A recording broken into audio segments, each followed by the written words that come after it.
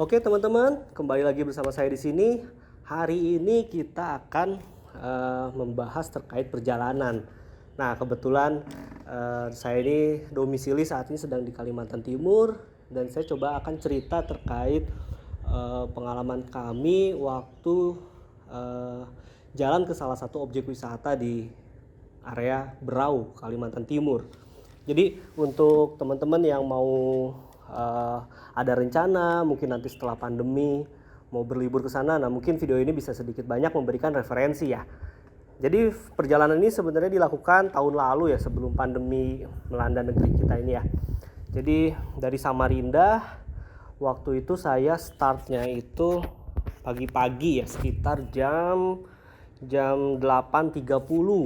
Jadi kami kumpul di titik poinnya itu di sekitar Alaya, di Jalan Samarinda menuju Bontang. Nah, tujuan pertamanya itu ke Bontang dulu nih. Checkpoint 1 di Bontang. Jarak Samarinda Bontang itu waktu itu saya hitung di speedometer ya. Itu kurang lebih di 107 km. Nah, jadi perjalanan dari Samarinda ke Bontang itu didominasi jalan yang cukup bagus ya. Beberapa ada jalan-jalan lubang, cuman tidak masalah. Itu ditempuh dengan waktu kurang lebih itu sekitar 2 jam lah. Kita sampai di Bontang itu sekitar jam 10.30. Lalu lintas cukup padat.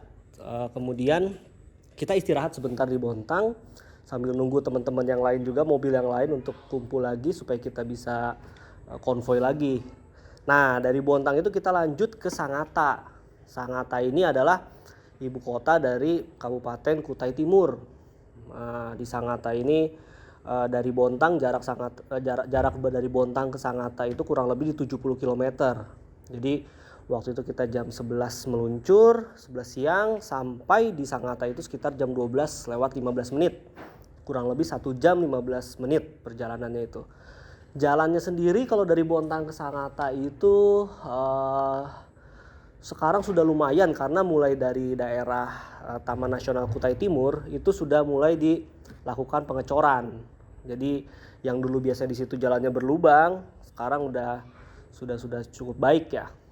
Gitu. Didominasi di situ pemandangannya itu kita bisa lihat kanan kirinya ada Taman Nasional Hutan Kutai Timur. Kemudian juga kita bisa lihat dari pertengahan jalan itu bagaimana suasana kota Bontang yang di belakang kita ya. Di situ kelihatan pabrik PKT dan juga pabrik PT Badak. Nah dari situ kita masuk ke Sangkima dan sampai ke Sangatta.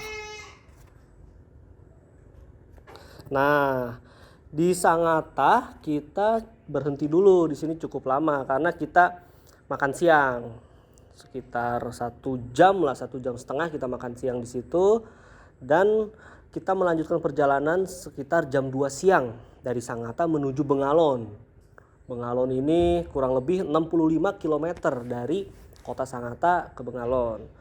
Sampai kita kurang lebih 1 jam perjalanan, jam 3 kita sampai di Bengalon. Nah perjalanan dari Sangatta Bengalon juga kita bisa lihat ya, salah satu tambang batu bara terbesar di Indonesia, KPC. Di situ kita bisa lihat tumpukan alat berat yang lagi bekerja di situ terlihat sebelah kiri gitu kan.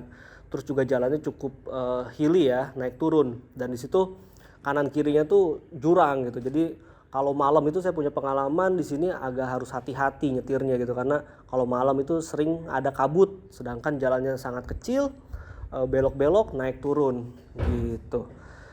Nah di Bengalon ini kita sudah hampir masuk ke ke daerah utaranya Kalimantan Timur lah bisa dibilang. Dari Bengalon sendiri kita lanjut ke daerah Sangkulirang. Nah Bengalon ini juga didominasi oleh mining batu bara ya, tambang batu bara ya. Di sini ada beberapa tambang yang besar juga. Kemudian juga kita ada beberapa kebun kelapa sawit. Dan di sini kelihatan ada Gunung Sangkulirang yang cukup indah lah pemandangannya. Ini jarak kurang lebih dari Bengalon ke Sangkulirang itu 70 km. Nah, dari di Sangkulirang ini kita istirahat dulu nih karena di sini sudah jam 5 sore. Jadi tadi dari Bengalon tuh jam 3 sore sampai ke Sangkulirang ini jam 5 sore. Jadi kurang lebih perjalanan 2 jam. Jalannya tadi Bengalon Sangkulirang ini ada beberapa titik yang memang masih berbatu lah intinya. Jadi di sini secara average speed juga lebih pelan kita. Nah, di Sangkulirang ini kita istirahat dulu di Hotel Mesra. Jadi agak unik nih Hotel Mesra ini di daerah Antah Berantah di antara delta sungai sama laut gitu ya. Tiba-tiba ada hotel seperti resort gitu ya. Cukup bagus lah dengan fasilitasnya, ada kolam renang, infinity pool, terus juga kamarnya pun juga konsepnya itu konsep konsep tradisional gitu tapi cukup bagus lah fasilitasnya gitu. Nah, di Hotel Mesra ini juga masuknya bintang berapa ini? Mungkin antara bintang 4 ya, bintang 4 lah gitu di sini. Nah, di sini kita bermalam 1 malam, kemudian besok paginya kita melanjutkan perjalanan. Kita mulai di hari kedua ini kita akan menuju langsung ke Lamin Guntur. Nah, step by stepnya itu lewat mana aja saya coba jelasin nih. Jadi dari arah Sangkulirang itu kita kembali lagi nih ke persimpangan saya lupa namanya, kita ke arah Kaubun. Nah, di Kaubun ini kita menuju pelabuhan GM. Di situ kurang lebih jaraknya 59 km, kita jalan jam 7.30 hingga jam 9 pagi sampai di pelabuhan GM. Nah, di situ kita melewati salah satu tambang yang cukup besar juga, ada PT GAM. Di situ ada di daerah Kaubun itu juga banyak daerahnya cukup ramai karena banyak karyawan yang tinggal di daerah situ ya, karyawan yang bekerja di PT GAM tinggal di daerah situ, di daerah Kaubun. Nah, di situ jalannya cukup rusak juga tuh, jadi cukup lama. Nah, ini di sini adalah tantangannya ya ketika kita mau ke arah Berau melalui pelabuhan GM. Di sini kadang kita harus menyesuaikan dengan kondisi sungai yang mau kita seberangi.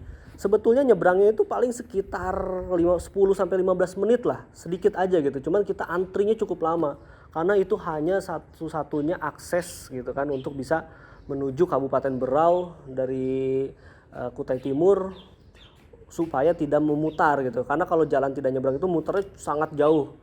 Itu bisa kurang lebih 4 sampai 5 sampai 6 jam bahkan kata masyarakat sekitar. Jadi di pelabuhan GM ini kita menunggu kapal itu sampai 3 jam gitu kan. Karena padatnya antrian, satu kapal itu hanya bisa membawa ada yang isi 2, ada yang isi 4 gitu. Tapi rata-rata cuma isi 2. Jadi misalnya waktu itu saya hitung tuh ada antrian tuh kurang lebih ada 30 mobil gitu. Jadi karena itu orang-orang yang udah antri dari subuh, sedangkan air sungainya itu masih deras gitu. Arusnya masih deras sehingga masih belum bisa diseberangin. Sehingga di jam 9-an itu numpuk mulai bisa menyeberang dan kita akhirnya harus antri. Nah, di sini sendiri untuk tarifnya ya. Untuk tarifnya itu sekali nyebrang itu kalau mobil pribadi, mobil biasa itu sekitar 200.000, sedangkan kalau mobil barang atau LV double cabin itu di 300.000. Jadi pelabuhan ini tuh sangat sering digunakan untuk mereka yang mendistribusikan ikan dari Kabupaten Berau ke Samarinda, ke Balikpapan itu lalu lalangnya lewat pelabuhan itu, sehingga banyak sekali dijumpai populasi mobil Hilux atau mobil-mobil single cabin yang membawa box-box ikan gitu. Nah, setelah nyebrang itu kita waktu itu sudah pukul 12.15, udah lewat siang hari ya. Dari sini kita melanjutkan perjalanan ke Biduk-Biduk. Nah, itu jaraknya kurang lebih 150 km. Di sini jalannya pun juga sangat menarik ya. Dipastikan tidak akan ngantuk lah karena kita melewati beberapa medan yang berbeda-beda. Jalannya sendiri itu jalan ini sirtu. Jalannya masih gravel, nggak bisa speed tinggi juga. Kanan kirinya itu sawit, kita masuk perkebunan sawit dulu sampai setengah perjalanan. Lalu setelah itu kita masuk ke hutan ya. Jalannya di kanan kirinya itu hutan. Nah, itu kurang lebih 3 jam Sorry, itu kurang lebih sekitar ya 3 jam 15 menit kita sampai ke Biduk-Biduk. Nah di Biduk-Biduk ini kita sempat istirahat sebentar, kemudian kita lanjut lagi ke Lamin Guntur. Nah Lamin Guntur ini memang saya baru pertama kali nih. Sebelumnya saya tuh pernahnya cuma sampai Biduk-Biduk. Biduk-Biduk itu di Kabupaten Berau. Kalau kalian teman-teman belum tahu, itu di Kabupaten Berau, dan itu sepanjang kirinya itu hamparan pasir putih bebas, mau turun di mana, mau main pasir di mana, dan itu bener-bener apa namanya, kombinasi ya antara pantai putih, lautnya yang benar-benar jernih warna biru, terpantul sinar matahari, dan di situ pun juga ada salah satu objek wisata yang menarik ya, seperti Labuan Cermin. Kalau teman-teman tahu ya, Labuan Cermin itu di situ salah satu primadona wisatanya lah. Nah, kalau kita kebetulan tujuannya mau ke Lamin Guntur. Nah, perjalanan dari Biduk-Biduk ke Lamin Guntur itu ternyata kita sempat ketipu tuh. Jadi jalannya itu kurang lebih tuh seperti awalnya tuh bagus gitu kan, kayak baru di beton. Tapi dari total 26 kilometer tuh ya, dari Biduk-Biduk sampai ke Lamin Guntur itu ternyata jalan yang dicornya tuh cuman sekitar 2 atau 3 kilo aja gitu. Sisanya tuh itu bener-bener kita menembus hutan. Itu bener-bener hutan yang baru dibuat jalan baru. Jalannya itu tanah merah, beberapa mungkin sudah ada yang dihampar batu. Terus di situ bener-bener masih hutan yang sangat ini ya, hutan yang sangat ya masih asri lah gitu. Bener-bener kanan kirinya tuh kita banyak lihat burung-burung elang gitu kan. Terus kita ada babi hutan besar banget gitu, hampir segede sapi, itu lewat di depan kita gitu kan.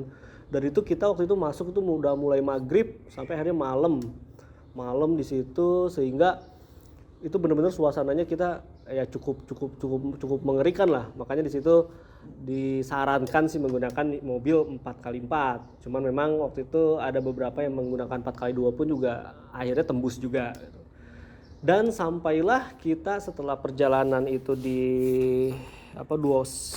sepanjang 26 km itu kurang lebih 1 jam 15 menit ya. Sampailah kita di Lamin Guntur. Ini kurang lebih waktu itu kita sampainya sekitar jam 7 lewat 15 menit, jam 7.15 malam ya. Nah, di situ kita malam sampai langsung kita bagi cottage dan beres-beres masuk ke cottage-nya masing-masing. Nah, untuk selanjutnya saya coba review terkait ini ya, cottage Lamin Guntur. Jadi kalau saya lihat hanya sebatas cottage-nya, itu benar-benar worth it banget sih. Itu benar-benar, apalagi harganya cuma 500.000 gitu ya per cottage, yang sudah sangat sangat bersatu dengan alam banget gitu ya. Karena di situ pun juga listrik jam 10 itu malam tuh udah padam, dia kita yang nggak pakai listrik gitu. Jadi listrik tuh dari jam 6 sampai jam 10 tuh itu pakai listrik yang tadi siang itu dari solar system, cuma setelah itu mati semua kecuali colokan untuk ngecas gitu. Sedangkan kalau untuk lampu-lampu di depan cottage segala macam itu mati semua. Jadi benar-benar nuansanya itu sangat berbaur dengan alam lah. Kalau memang orang yang seneng kembali ke alam, menyatu dengan alam, itu benar-benar rekomendasi banget di situ di Lamin Guntur. Kemudian gambarannya lagi ya, di depannya itu kita langsung disuguhkan oleh selat Karimata ya, berarti ya, yang ke arah Makassar itu ya, dengan pantai putihnya dan kombinasi air laut yang sangat biru hijau yang benar-benar instagramable lah kalau kata anak-anak sekarang gitu kan. Nah, terus juga di sana tidak ada AC, yang pasti ya, tidak ada AC. Ini juga yang benar sebenarnya yang bikin kita awalnya khawatir nih, wah di pantai Kalimantan nggak ada AC, kebayang mungkin panasnya kayak apa gitu. Tapi ternyata itu terbantahkan semua gitu. Pas kita ke sana tuh malam-malam tuh dingin banget. Sampai kita tidur itu pakai selimut gitu kan. Karena di belakangnya Lamin Guntur itu langsung bukit gitu. Mungkin kalau malam pas angin gunungnya turun gitu ya. Intinya sangat tidak ada masalah, tidak pakai AC itu sangat tidak masalah lah, karena kondisi sangat nyaman, sangat dingin bahkan gitu kan. Nah, kemudian di sana pun juga kita jauh dari peradaban, tidak ada kampung ada cuman jarak sekitar 3-4 kilo ya. Itu benar-benar di tengah hutan, sehingga kita pun juga memang udah prepare bawa frozen food gitu ya untuk barbecue. Kemudian juga kita bikin suki-sukian gitu kan. Jadi di sana hanya menyediakan dapur, kemudian tempat barbecue ya, panggangan gitu, dan juga ya peralatan makan. Jadi kita untuk makan kita masak sendiri gitu. Kita udah bagi tim yang makan malam, makan pagi, kita udah bagi tim untuk yang persiapannya. Nah, untuk cottage-nya sendiri itu di Lamin Guntur itu kalau nggak salah itu ada total hanya 9 cottage gitu. Jadi memang ini benar-benar harus booking jauh-jauh hari. Kemarin itu saya booking kurang lebih sekitar 1,5 bulan gitu kan. Nah, jadi intinya di Lamin Guntur ini kondisinya sangat membaur dengan alam. Benar-benar kita sinyal udah dipastikan tidak ada, listrik juga malam itu nggak ada, kemudian AC udah pasti nggak ada. Terus juga kita jauh dari masyarakat sekitar. Cuman yang namanya suara ombak menyatu dengan suara burung-burung seperti apa itu benar-benar kita rilis stres banget lah di sana. Ditambah lagi dengan di depan kita langsung disuguhkan oleh pantai yang sangat putih, kita bisa berenang di situ. Terus juga banyak penyu lalu lalang itu sangat banyak, bukan cuma 1-2 kali, mungkin ada sampai 20 kali kita lihat penyu itu di depan cottage kita ya di pantainya itu.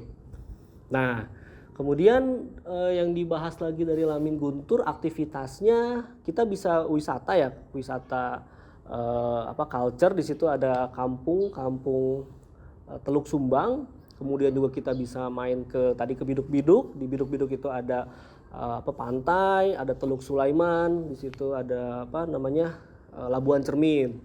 Kemudian juga kalau kita telusuri terus ke dalam itu infonya ada air terjun, cuma kita nggak sempat ke sana sih. Jadi intinya perjalanan dari Samarinda menuju Lamin Guntur itu tidak hanya disuguhkan oleh Lamin Gunturnya saja yang sangat indah, yang sangat benar-benar bagi saya sih yang memang sangat seneng ya tempat kayak gitu yang benar-benar worth it banget. Tapi juga kita disuguhkan proses perjalanannya itu yang sangat banyak pengalamannya gitu. Mulai dari jalan lewat kota, kita lewat jalan sawit, hutan, kita nyebrang sungai, kita benar-benar lewat jalan yang rawan amblas, yang jalan itu masih tanah. Belum lagi kita sering banget ketemu binatang-binatang liar ya, kayak elang udah pasti banyak banget selama perjalanan. Kemudian juga ya babi rusa gitu, orang utan. Terus juga ada yang lihat lumba-lumba ketika kita nyebrang ke Pulau Kaniungan. Oh ya, ada satu juga objek wisata itu di Pulau Kaniungan. Jadi satu pulau kecil gitu, ada Kaniungan besar dan Kaniungan kecil. Itu bisa snorkeling, terus juga bisa ya wisata air di situ banyak banget dan juga masih sepi gitu enaknya di situ. Jadi secara keseluruhan perjalanan ke sana itu kurang lebih secara kilometer dari Samarinda menuju Lamin Guntur itu kurang lebih sekitar 500 kiloan ya. Dan itu kalau kita gas terus mungkin nggak istirahat, kayak tadi kan saya sempat istirahat, sempat bermalam, mungkin estimasi saya kalau speednya kita sedang-sedang aja ya itu mungkin antara 14 sampai 15 jam lah kita bisa sampai gitu.